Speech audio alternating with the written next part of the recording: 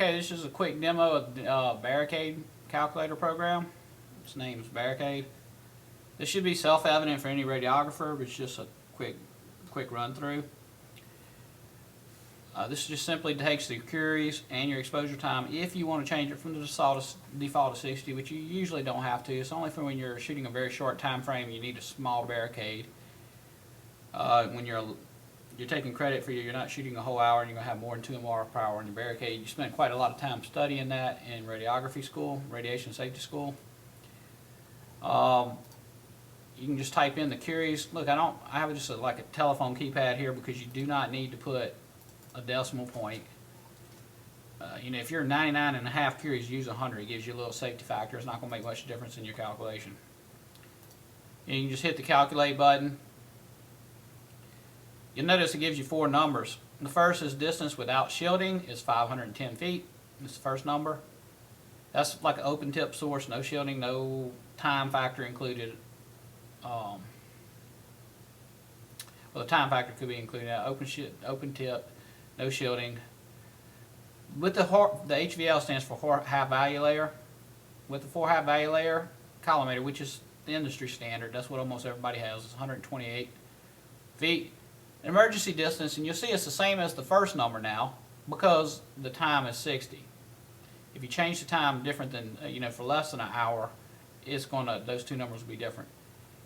This would be the emergency distance, like if your equipment malfunctions or your meter breaks or something, you just have to figure out a worst case scenario, size of barricade, so rough estimate for immediate use. And the last number is, even though you run a barricade, you do all these calculations, the real way you ensure it's safe is by surveying the barricade when you crank the source out. And this will tell you what the maximum is. Of course, if it's 60 minutes or more than that, it's going to be 2 MR per hour. It's only going to be a higher number than 2 MR per hour if you're shooting for less than 60 minutes or 1 hour. Just to demo that, I'm going to show you, we'll change the time to 30 minutes here. And you'll see that number went to 4, the maximum dose rate at the barricade, which makes sense because it's half an hour. The emergency distance is unchanged because it doesn't care about the time. It's just 2 MR per hour dose rate, period. But you did see the top 2 numbers changed. And so you'll see why the first number and the third number are different now. While they're both there, those can change depending on the shot time.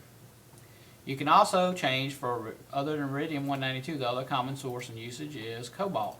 If you click the calculate button after you change that, you'll see different numbers for cobalt. We don't use cobalt very often. It's mostly 99% of it is iridium. Recalculate. If I change my curies, you'll see you need to hit the recalculate button. When you finish, hit the calculate button and you'll see the numbers are there. So it's a quick way. It's not the way you guarantee safety. The way you do that is with a physical survey, which is what that bottom number is, to help you remember what the maximum is on your bottom survey. But remember, this is just an estimator, and you're not physically measuring it with a tape measure. The way you're guaranteeing safety is with your physical survey. This makes it a lot easier than doing it by hand or by using a clumsy slide rule. Anyway, I hope you liked the program. Let me have some feedback. Thank you.